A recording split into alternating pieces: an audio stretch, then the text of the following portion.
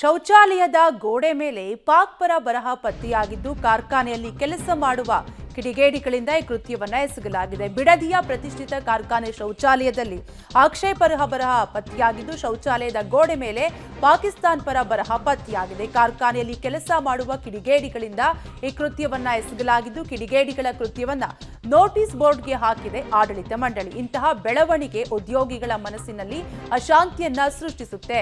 ಇದು ಸಂಸ್ಥೆಯಲ್ಲಿ ತೀವ್ರ ರೀತಿಯ ಅಶಿಸ್ತಿನ ಬೆಳವಣಿಗೆಗೆ ಕಾರಣವಾಗಿರುತ್ತೆ. ಕಾನೂನಿನ ಚೌಕಟ್ಟಿನಲ್ಲಿ ಇದು ದೇಶದ್ರೋಹಿ ಅಪರಾಧ ಅಂತ ಈಗಾಗಲೇ ಹೇಳಲಾಗ್ತಾ ಇದ್ದು ತಪ್ಪಿತಸ್ಥರ ವಿರುದ್ಧ ಕ್ರಮ ಕೈಗೊಳ್ಳುವುದರ ಬಗ್ಗೆ ಕಾರ್ಖಾನೆ ಈಗಾಗಲೇ ಸುಳಿವನ್ನ ನೀಡಿದ್ದು ಬಿಡದಿ ಪೊಲೀಸ್ ಠಾಣಾ ವ್ಯಾಪ್ತಿಯಲ್ಲಿ ಈ ಪ್ರಕರಣ ದಾಖಲಾಗಿದೆ.